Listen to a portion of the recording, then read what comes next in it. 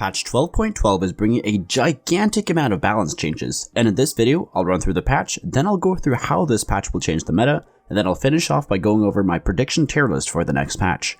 Starting off with system changes, you can now get the Astral emblem from Tomo Traits. This was disabled last patch due to a bug, but now it's back.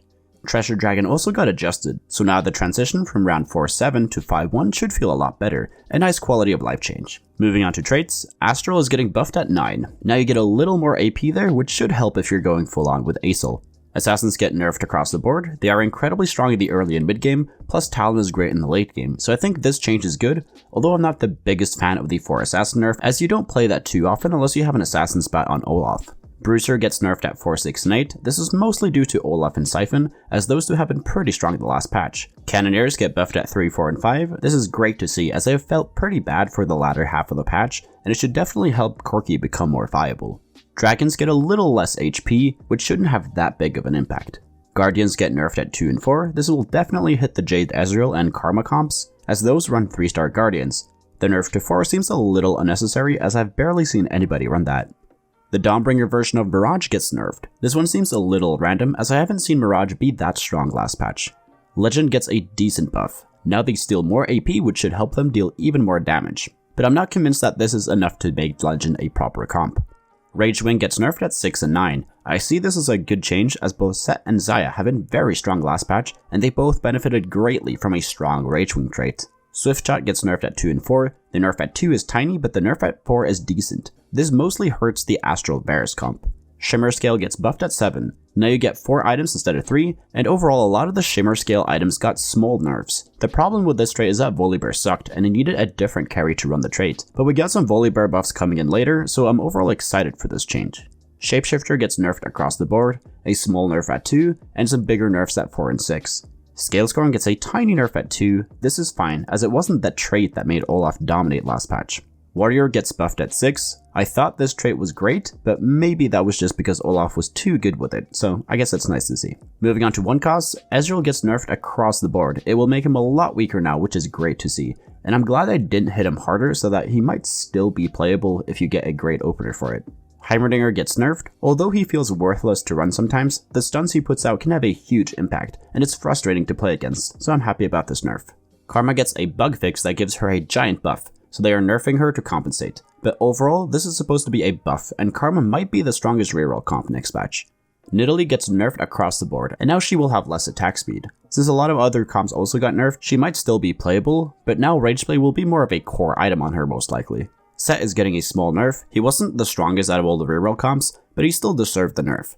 And with the addition of the Ragewing nerfs, I think Sett will struggle next patch. Tahm Kench gets reworked. Now he deals damage as soon as he's being attacked, instead of having a cooldown. This makes him a bit stronger in Revel comps, but it shouldn't have an impact into Bruiser comps. Leona gets her HP nerfed, a fine change as she was really tanky, especially at 3-star.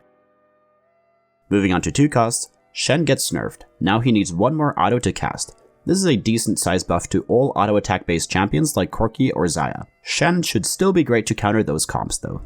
Jinx gets a nice buff overall to her mana. Now she casts a little faster. She isn't really a carry though, so it's just a nice buff to Cannoneers overall, especially in the early and mid game. Nami gets a mana nerf. Now she heals a little less often. In isolation, this nerf is fine, but as you'll see, more mages are going to get nerfed later, so this is not great for the comp.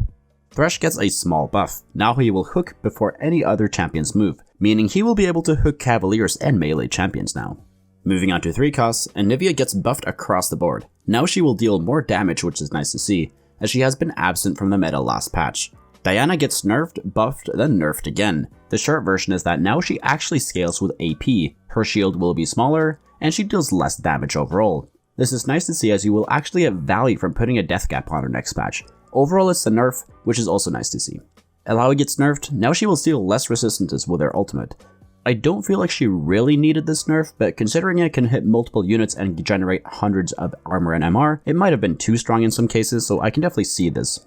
Lee Sin gets a nerf. Now he will kick for more damage, but he will cast less often. This is overall a nerf, but it's a really big nerf for the Blue Battery and Axiom Lee Sins, and those can be stupid OP when they permacast, so I am happy to see this change. Olaf gets a much deserved nerf. Now he has less base AD. Remember that this scales with star levels, so it's a pretty big nerf to him at 2 and 3 star especially. Ryze gets a bug fix that makes him better, Now he will change targets and not lose his spell when his target dies or goes into Edge of Night mode. His HP also got a small nerf, which is fine, as he was surprisingly tanky when somebody else got in his face. Sylas is getting a rework. Now he will always get a shield on his first cast, and if he gets the second cast, that cast will Mana Reave in a 2 hex radius, which is huge. In return, his numbers go down, so he is weaker outside of mages. But inside of mages, he is stronger. Volibear gets buffed across the board in multiple areas. To be clear, this unit was basically a 1 cost last patch due to how weak he was, so this is a much needed buff. And I am excited to play some 3-star Volibear next patch. Lulu gets a small nerf. Now it will take her 1 more auto to cast. Nunu gets a small nerf at 3-star. This is completely fine, as 3-star Nunu with the right items feels really unkillable at times. Swain gets a small buff across the board. He felt a tiny bit too weak last patch, so I would not be surprised if this is enough to make Swain 3-star a viable carry. Moving on to forecasts, Corki's spell will now explode where Corki aims it, meaning if he aims it at a unit and it dies before the rocket reaches him, it will then explode on that tile instead of traveling infinite. Deja gets a rework. Now the triple barrage she gets after her spell is built into her auto attacks. Her spell also becomes a lot stronger, but her attack speed is gutted down to 0.6. I think this is a good change. Now she will actually be good with traditional AP item builds like Deathcap and Sojin, and her spell won't grief you anymore like it's doing on live right now. Talon gets a big buff through 2 bug fixes. Now he has to be next to a champion to actually cast the spell, therefore it won't get wasted anymore. And secondly, now the blades that circle around him will actually deal damage, which can result in some pretty nutty AoE damage. His spell damage gets nerfed a little at 1 and 2 star to compensate, but overall this is a buff to Talon across the board.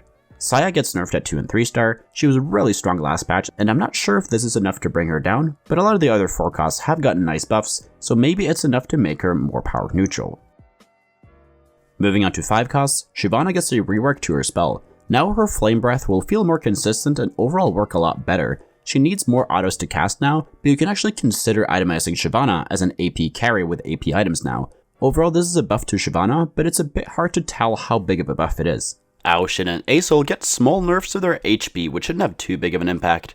Yasuo's third cast will deal a little less damage now. This is fine as Yasuo has been a really strong endgame carry, and he will continue to be a really strong endgame carry. Zoe gets a buff and a nerf. Now she will spawn Daisy at her target, but her Janna Tornado will stun for a little bit shorter. Moving on to items, Deathblade gets nerfed. This is to make other builds for the AD comps viable. IE has been an item that no champion wanted over Deathblade besides Assassin. But that may change with this nerf. Radiant Sunfire also gets a decent HP nerf as it was OP compared to the other Radiant items. Moving on to Augments, Ascension gets moved to Gold tier, a fine change as fights this set last very long, and this augment is almost an instant pick whenever I get it offered, but now it will actually be a difficult choice at Gold tier. Astral Heart gets moved down from Gold to Silver, also a great change as it never felt worth it to take this at Gold. Binary Airdrop now gives you a random item component when you take this augment. A nice change as now it will be easier to get more items for free, especially in the early game. Build Different gets reworked, similar to how Luden's Echo and Electro Charge got reworked back in set 6.5.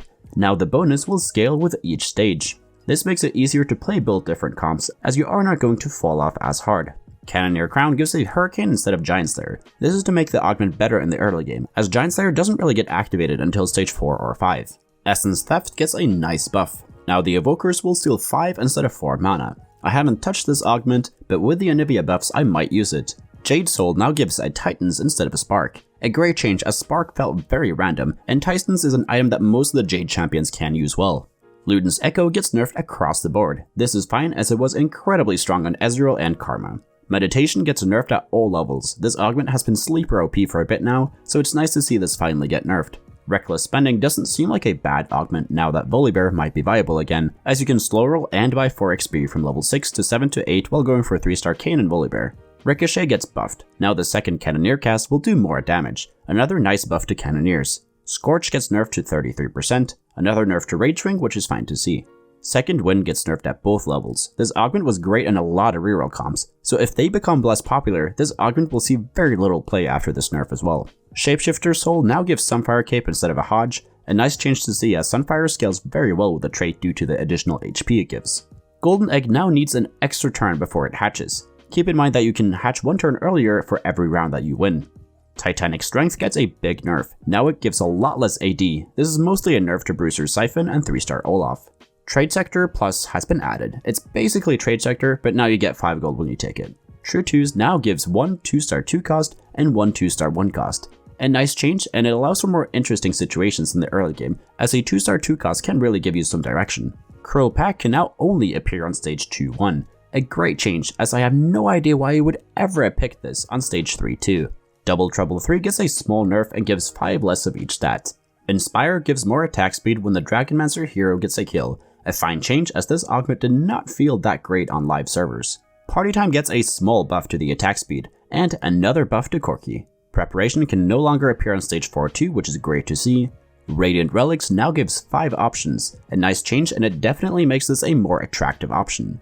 There are a giant amount of bug fixes, so pause the video if you want to read through them, but the TLDR is that a lot of the items and champions would not work properly in some rare cases, and now they will. Additionally, there were a lot of visual bug fixes, and that as well is very nice to see. To first understand how this will all change the meta, we need to look at what the meta looked like on patch 12.11. As we can see, this patch was dominated by mostly reroll comps and Xayah. Olaf, Jade, Mages, and Nidalee were consistent reroll comps that you often did well with. Xayah also had multiple successful versions you could run, and you occasionally saw some Siphon and Aushin as well, but not enough to shape the meta. This resulted in a lot of reroll comps becoming meta, and you had a lot of players hard forcing them every game. Without many other comps to play, the rest of the people forced different versions of Xayah, or they played another comp that they got great augments for. Additionally, a lot of people continuously got strong over stage 3 and 4, meaning if you were playing a standard fast 8 comp, your mid game had to be very strong to survive, meaning you often had to roll on stage 3-2 at level 6 to not bleed out.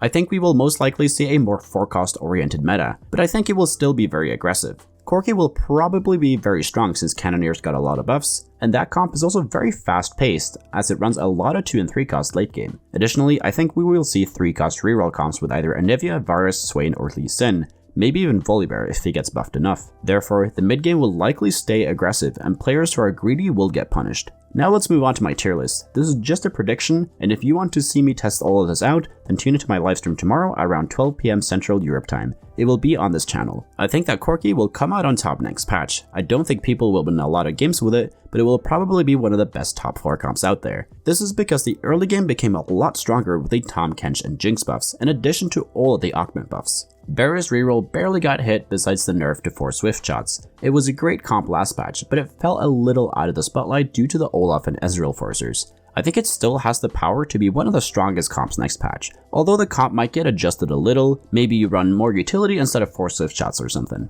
Aushin only got a tiny HP nerf, which means it will still remain strong. I will note though, that if we get a very fast paced meta, it will be harder to play him due to how expensive the comp is. Anivia got buffed across the board. I'm not sure if it's enough to make her dominant, but I would be surprised if she doesn't see any play. Bruiser's Siphon only got slightly nerfed, therefore it will remain another strong and consistent top 4 comp. Karma reroll should be really strong after her buff. I think that she has been neglected mostly due to the power of Ezreal, since she also uses similar items and is the same cost as him. There was just no reason to play Karma over Ezreal, but next patch there will be.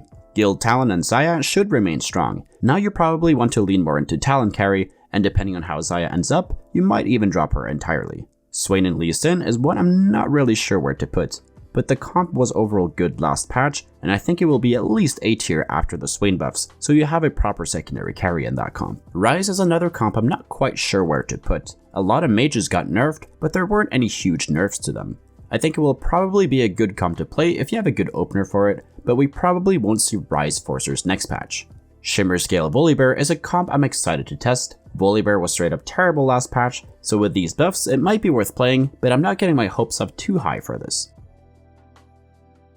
Thank you so much for watching. If you learned something, please leave a like and subscribe to the channel. Comment down below what video you want me to make next, and if you want to get better at TFT, join the Discord. We got over 8,000 other players there who are hungry to climb. And if you want to get coached by me, the information is over on the Discord server as well. So take care and see you in the next video.